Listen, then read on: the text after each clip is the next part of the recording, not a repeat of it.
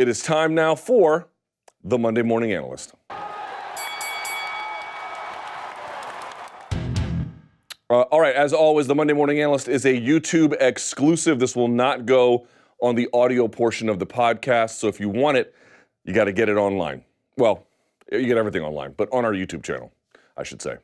All right, so this is going to be a fun one today. Yes, it is. I am petty, and I intend to rub that pettiness in a lot of donks' faces today. But I'm also going to make sure we get some good education in as well. We're going to balance it out, yeah?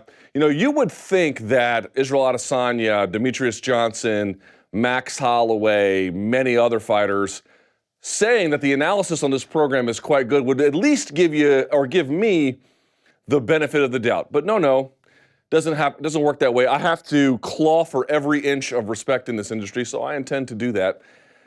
The fight between Kamaru Usman and Tyron Woodley was announced on January 6th, or at least was made public on late that weekend. I put a video up on my YouTube channel on the 6th, so I'm assuming that that is true.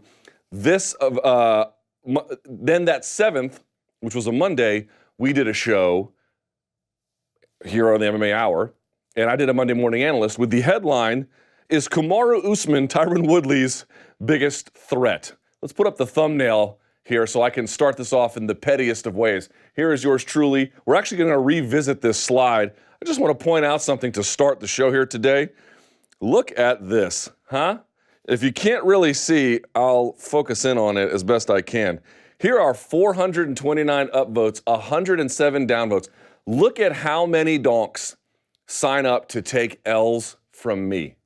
Isn't that amazing? Oh, Mr. Thomas, please dunk on us. Well, don't mind if I do. I love taking requests. Compton and Long Beach together. So if you pop that S, you get your mother effing cranium cracked up in here. Yes? Look at how many people were utterly and totally, not even just like, look, I'm going to be wrong in the future. I've been wrong in the past. It's not really about that. In fact, what the lesson here really is believing in the numbers and trusting where appropriate analytics in MMA. So this is not about how I'm always right, because no one is, and I will be wrong quite spectacularly in the future. It's about a rejection of the idea that a well-crafted argument around analytics can be right. It's not merely that we said Usman was the biggest threat to Woodley. It was that we had a whole lot of evidence to provide for that idea, and it was soundly rejected by a fifth of the people, basically, who watched. So shouts to the roll call here. You done goofed. Okay? Let's put the thumbnail up real fast, and then we'll get this thing started in a honest and sincere way. I just had to be kind of petty. All right, let us start here. Okay, back up, please. All right, so he won. Kamaru Usman won, and he won in what I would only describe as utterly dominating fashion. This is a slide that we took from last time, but I updated it because yesterday I went and verified to see if it was true, and it was. Here are the following fighters: Haider Hassan, Leon Edwards, Alexander Yakovlev, Emil Mek, Rafael Dos Anjos, and now Tyron Woodley. And of all of these fighters, when they gave up the most takedowns in any UFC fight, it was always against Kamaru Usman. He fights these guys, and he just finds ways to dominate them. He gave up, or I should say, Haider Hassan gave up 6. That's the most he ever gave up in a single fight. 6 for Edwards, 5 for Yakovlev, 8 for Mek, 12 for Dos Anjos, and 2 for Woodley. And you could say, well, 2's not much. Right, but most of the time, Woodley gives up 0, and there's a couple of occasions where he gave up 1. To get 2 here is pretty amazing. Now, he had more time to do it. He had 5 rounds. Some other fighters only had 15, but we can now add Tyron Woodley to this list of that same stat that we had last time. I kind of wanted to open up here that way if we could. Here's another stat that I found. This one I did on my own. Not that it's particularly sophisticated, just thought I'd go and check it out. He has, or I should say Kamaru Usman, he has 8 decision victories in the UFC. In 5 of those, at least one judge gave him at least one 10-8 round. But that is, I mean, for example, he won 30-25 on all 3 judges' scorecards in the Sean Strickland fight. So that's just the bare minimum. In fact, he took 2 10-8 rounds against Tyron Woodley, something no one else has ever done before either, right? That's what I'm talking about. Utter and complete and total domination. I want to make sure we picked up where we left off on January 7th by adding some of these details. And of course, you can look up where he ranks all time, with his takedown amounts, takedown percentage. He is still, what you saw the stat, we talked about it here on January 7th, but they talked about it last night. He and Cain Velasquez are the only two fighters to have ever scored 100 takedowns. Excuse me, what am I saying? 100 significant strikes and or more, or 10 or more takedowns in a single fight. JDS was the victim against Cain Velasquez, and Dos Anjos was that. Interestingly, we're going to look at the numbers a little bit later. He landed over 130 significant strikes in that Dos Anjos bout. He landed over 140 against Tyron Woodley. He did the most amount of volume against his toughest challenger. Keep that in mind. All right, so this is the exact same list I made from before. How does Kamaru Usman typically compete? These are generalities. I'm going to get to the specifics here in just a second. I thought it was amazing that Kamaru did this in the way that he did this. Now, I'll be honest, I thought he had a good chance of winning, but I thought it'd be kind of tight at first, and it wasn't. It was never particularly tight. I think there's a reason for that. So he even exceeded my expectations, to be quite candid with you. I know I was having a little fun at the beginning here, but let's be honest. How many people really thought he was going to go and win 50-44 on two judges' scorecards? Maybe his team did, and credit to him, but I think even people who believed in his ability were a little skeptical of that. In fact, I thought very highly of Kamaru. I thought if Kamaru lost, it would make Tyron the second best welterweight of all time. Now, you still have him with Hughes and Miletich out there kind of deciding where he belongs. I put him ahead of Miletich, but still with the Hughes issue, Hughes, 9-time champ, so it's a little hard to say exactly where he would be in that conversation. It got a little murkier, but okay. Here is how Kamaru Usman, I'm going to go over this very quickly because I want to look at the specific details in just a second. Here is how he typically gets the job done. As we mentioned before, elite amounts of output, historical for the UFC generally and for welterweight specifically. Nobody can match what he can do in terms of when the totals are aggregated, who has these enormous amounts of offense. And there's a reason why that's true, but he is the best. And he matches that and enables that with he is peerless in terms of his gas tank. Okay? This slide again, this is the exact same slide from January 7th. So 2, range and stance accommodate wrestling. If you noticed, what he likes to do is he likes to have a stance and an attack where they both kind of feed off of each other, but they're all kind of based around either getting to a wrestle position or, of course, enabling the wrestle position to get on top. But he doesn't mind actually fighting from sort of what I would call semi-neutral positions. But and by the way, he didn't change stance hardly at all. I think he changed 1 or 2 times in this fight. But the range, for sure, he competes in this range, where, as I mentioned before, if I want to score a double leg, I have to be, when I do it properly, I should be able to reach out and touch you, right? That's the range that should be.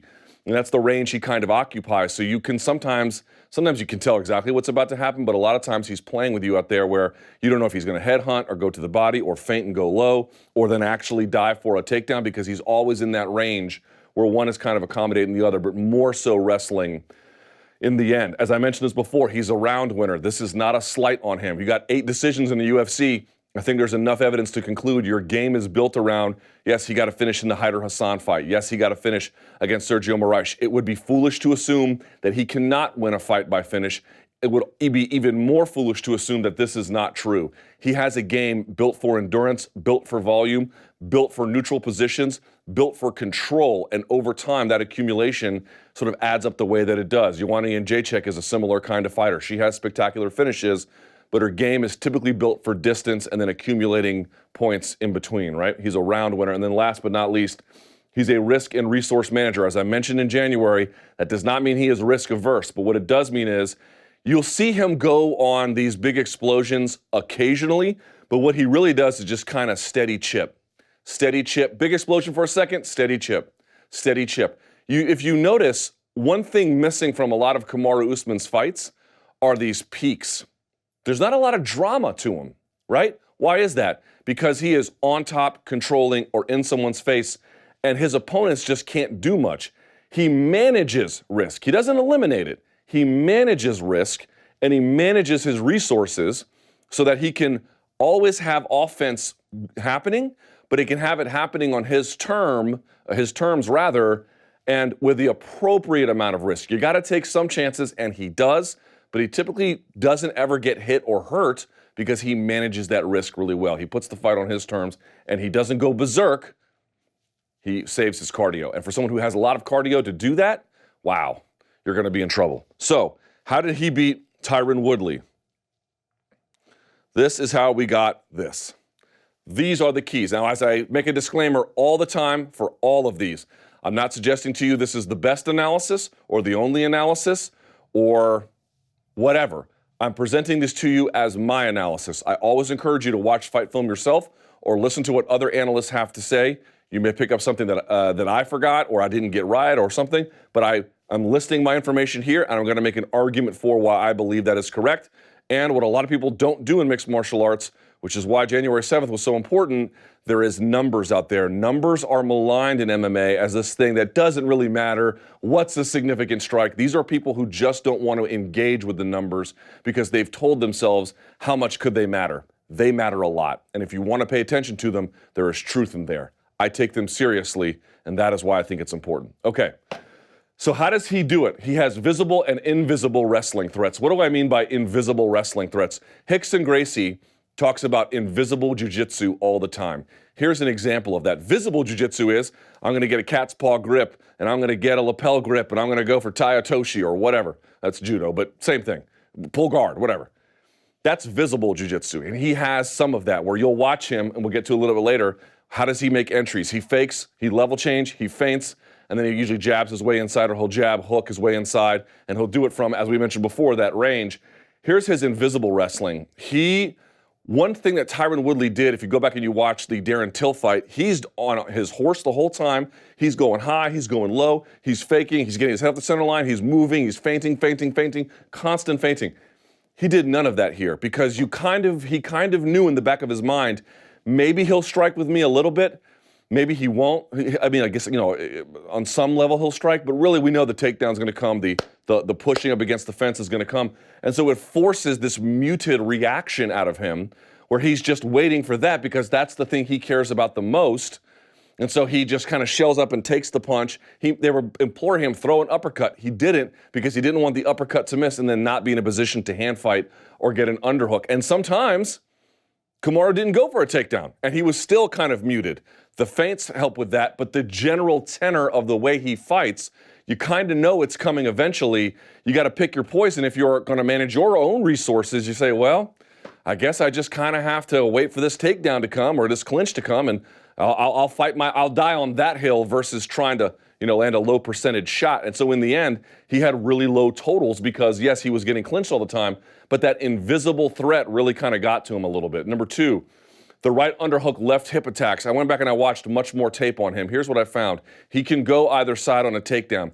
This is what Kamaru Usman thrives off of, a right underhook. He wants that right underhook all the time. I will give credit to Tyron Woodley. He denied Kamaru a lot. Did you guys notice how many times they were locked up in 50-50 where each one had an underhook and they would have their base way back like this? It's because if you notice in all those exchanges, virtually every one of them, it's when Tyron Woodley, he had the underhook denying him that right side underhook, which is where he does all his magic from. And so it really, really limits, it doesn't eliminate, but it limits Kamaru Usman's game when he does that. Now, it turned out that it muted his own even more, but it did deny him that. He is looking for that. In fact, whenever he gets either a right underhook or he's able to attack the left hip, and by hip I mean either the hip or the leg, if he can go for anything on that left hip side, that's when he got his 2 takedowns. They all came from this. And if you go back and look at some of his other fights, he can go to the other side, but against Dos Anjos and Strickland and Mech and so many others, it's really again, I don't want to deny him that, but that's really his bread and butter. And when he gets that, that's when you see the magic happening. Plus, I would argue Tyron Woodley going for those guillotines were tactically poor choices. 3, high work rate even in neutral or stall positions. So how does he accrue some of those body numbers, right? Remember when he was in the 50-50, he's got one overhook, one underhook, one underhook, one overhook, and he was banging to the body on the right side. He will get to a position that is ostensibly 50-50. But one person is worried about threats visible and invisible. He is not. So he is constantly chipping away. Even when he got that second takedown from the left hip attack from a single leg with his head on the outside, he was kneeing the thigh right in front of Tyron Woodley, or he was chipping away at the body. He does so much body work. What's interesting is in tight, he favors body work. At boxing range, he favors head hunting. It's a little bit of a pattern there that I've noticed. But when you get into these positions where, okay, Tyron's on his feet and he's 50-50, you'll see Tyron really trying to manage not getting taken down, whereas he is just chipping away, elbowing, kneeing, constantly, and that adds up in a 25-minute fight. Number 4, off-angle cage cutting. If you notice of his other fights, dude, he's an excellent cage cutter. He gets right in your face, and he doesn't chase you. He cuts you off, yeah? He didn't do as much of this. Shouts to Dominic Cruz. He was the one that noticed this on the broadcast. He did a little bit of chasing because what he did was he slightly angled away from the right hand of Tyron Woodley. That made the right hand less potent, further to travel, harder to throw. So he had entries on that same left hip. It actually kind of helped his game a little bit in that sense. 5, striking. What was his striking doing in this fight? He was doing constant level changing, feints you see all the time. He'd throw this, he'd change that, right? And then he was proactive on clinch breaks. Woodley was trying to separate as much as possible. He would anticipate that, and then he would time a shot on the exit. He was the only one throwing on exits. And that's how he got it done. And then last, every weapon is nearly in the same range. That goes back to before, right, where he got this wrestling. He can shoot from here, he can punch from here, and you just don't really know which one's going to come. It could be a visible threat, it could be an invisible threat. But these are the ways, in my judgment, these are the predominant ways he got it done. Okay, and then last but not least, look at some of these numbers. These are Tyron Woodley's, all his 5-round fights. The Marquardt one went 4, and obviously the fight with Till was scheduled for 5. But I'm talking about ones that actually went the full 5. Here they are here. Look at some of these numbers here, if I can point out very quickly. Against Darren Till, he had 57 strikes. Against Maia, he had 57. Against Thompson, 54. Against Thompson the first time, 61. Look what he had in this one. 34. And he had 141, Kamaru Usman. One issue was how much volume Kamaru throws. But in those clinch positions, when you're not doing anything, he is. And it just slows everything to a halt for your opponent. They can't really do anything except be defensively minded for those visible and invisible threats. And he ends up just dominating. All right, let's take a look at some of the slides here if we can. And of course, here's me. Just want to point out one more time. Thank you. Thank you so much. Okay. All right, enough of that pettiness. By the way, those numbers from January 7th, I put this up. The overwhelming amount of credit for that analysis from January 7th, as I said at the time, and I'll repeat here, it's not, you don't have to be a genius to follow the numbers. You just have to be willing to listen to them and see if they make sense, then watch the tape yourself and begin to piece everything together. This guy at Fight Metric, MJC flipped the script, as I mentioned before, the dumbest Twitter name in the history of social media. But he is such a smart guy, he's a capable guy, and nobody, and I mean nobody, got it more right than him. Nobody. This was the guy. All right. So let's look at this. This is going to be from the first round. There's not a whole lot of these because there's a lot of stall positions or neutral positions. You're going to see him cage cut. Again, you're going to see him kind of off angle. Usually he would just go this way, and he does, but he's going to follow on the inside a little bit. You're going to see that here, right? So he's cutting, but you never notice him going too far. Against Dos Anjos, dude, he gets right in his face. He is not fearful. He is cognizant of the threats that Tyron poses, so he works to eliminate them. And here you're going to see him kind of look at this range. He kind of lowers his stance. Woodley tries to greet him with a jab, but you can see how Woodley's ready to back up because he doesn't really want to get Kamaru too close. Here comes Kamaru again. Look at him feinting, level changing, leaning side to side. You see all of that here, right? All right, he's still doing it. And this is one thing he does a lot. He throws with his rear right leg. He throws a front kick. Why? Because he's barreling into you. He's feinting. He's level changing. And so it gets you to also lower your stance, to match, right? If someone's lowering their stance, I don't want to be standing super, super tall. I kind of want to match him a little bit. I might even lean a little bit. That's the consequence. He's trying to catch you with a linear attack as you've changed levels up the middle, right? And then he goes back to his orthodox stance. He doesn't stay switched. And you can see he's kind of circling in. Ordinarily, this might be considered wrong, but he still cage cuts just enough. And he's getting, by the way, also when you front kick, they back up, yeah? So he's getting him to back up. Just keep your eyes on Kamaru here, right? Working his way in, jabs to the body when Woodley goes low off the feint. Here comes Kamaru, cutting him off here. You see that? Not going too far over, but still cutting him off. Staying away from this right hand, right? Staying in his face, leaning back off that line. Changes his level, right? And again, where are we here? Whoop. We are in the danger zone. This whole fight took place in the danger zone. All right, here he is. Again, lowering his level. Look how low Tyron's stance is there, right? You know, and he follows him, cuts him off. This is the whole fight right here. Cuts him off, throws a shot up the middle. Also, it's a rangefinder probably for a little bit. And then he comes in with a jab, by the way, on the half beat. Tyron has not even stepped there. So his striking is not super sophisticated, but the foundational elements are there. It catches him on the half beat. We talk about it all the time. Boom. And then decides to go in for the takedown. Now, Woodley does a really good job here of stuffing this. He immediately pulls the right side underhook. Woodley's got good Woodley has phenomenal takedown defense. It's just that against a nightmare like this, what are you going to do? And you can see him. This is one portion where you see how he goes for the left hip and the left leg? That's his bread and butter, yeah? And then drives him back. And then Woodley digs the underhook and then goes for behind the back wrist control here.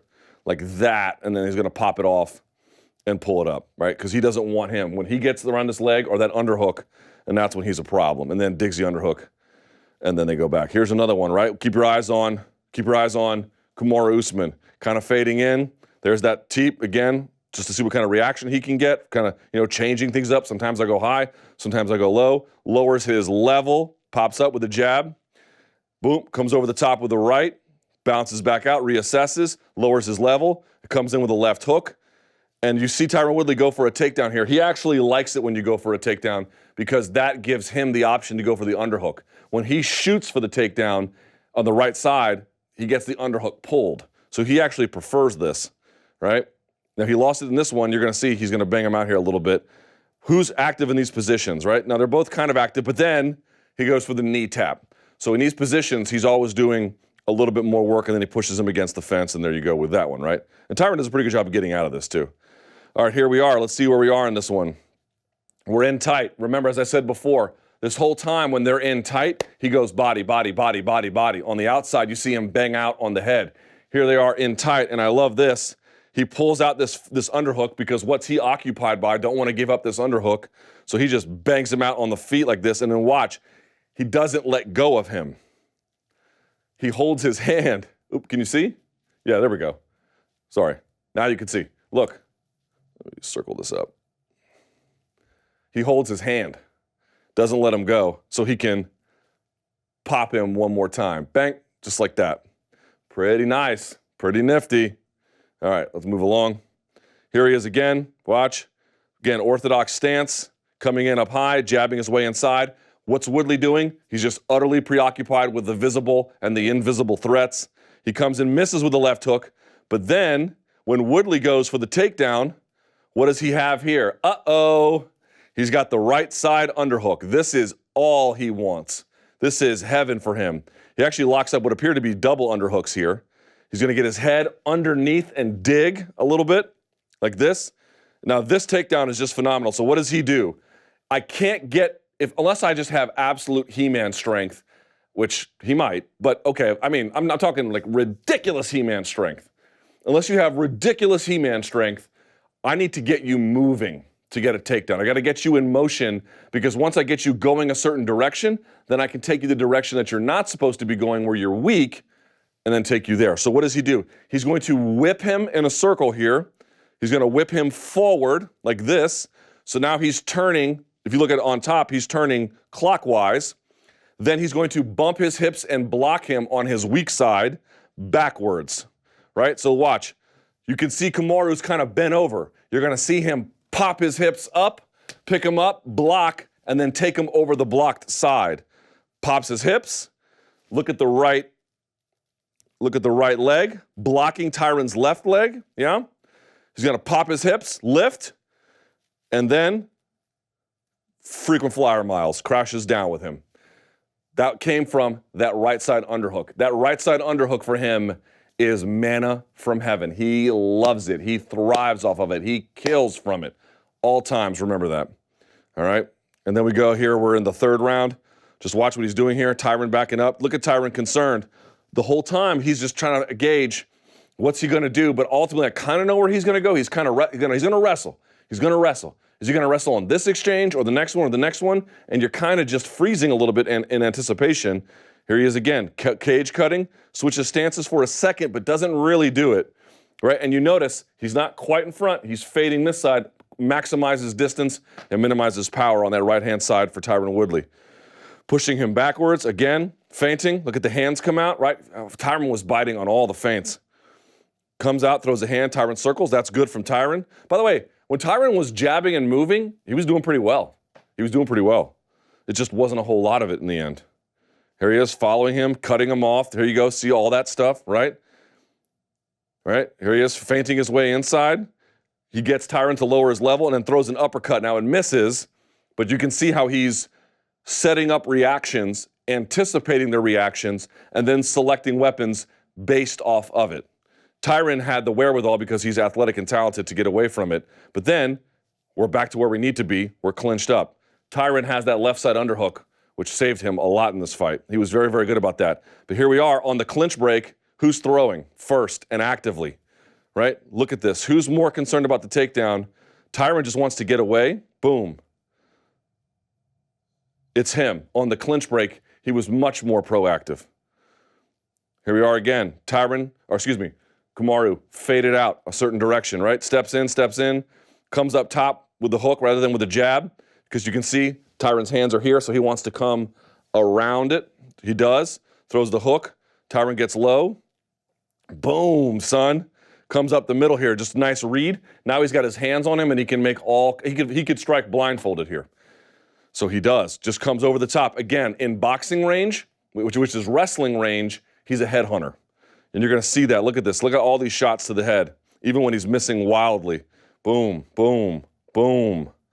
Headhunting at this range. Boom. Uppercuts, hooks. Boom, boom, boom, boom, boom. It just goes on and on. Thumbnail, please. You get the idea at which ranges he's doing what.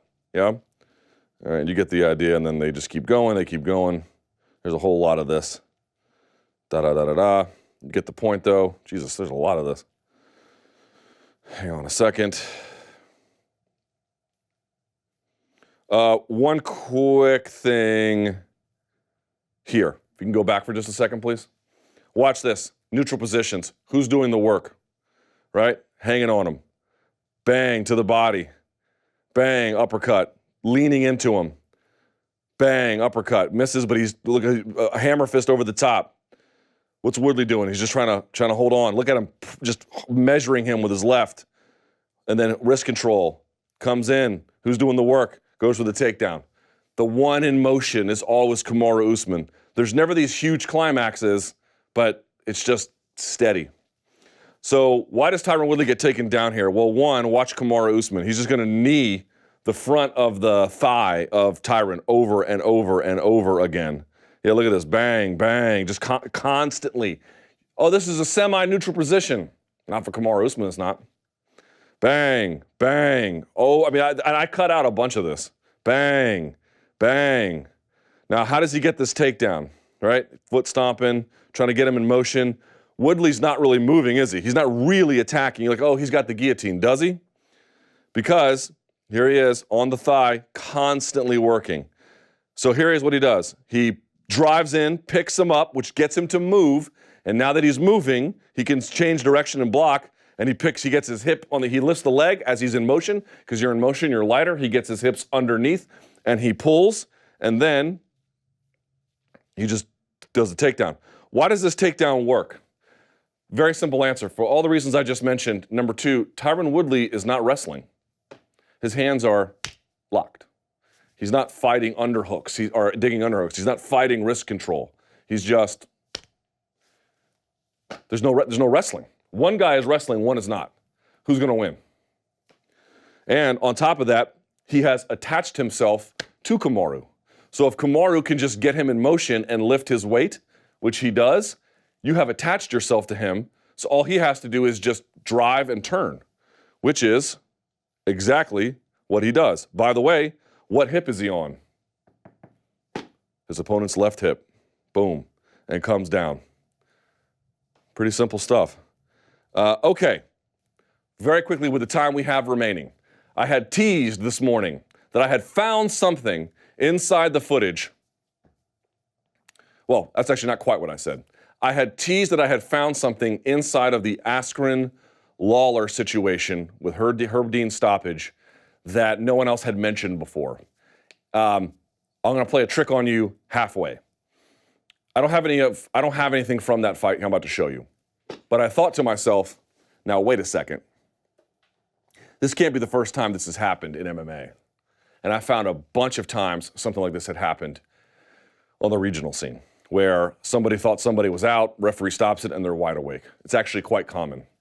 But I thought to myself, that's not going to be convincing because somebody is going, those guys who downvoted the video last time, they're going to be saying, oh, you know what? I want to see it inside the UFC. So I did some digging, and I found one. UFC 110, Matt Wiman versus Mac Danzig won. In fact, because of this fight, they had a rematch later in my hometown of Washington, D.C., which I believe Matt Wiman won.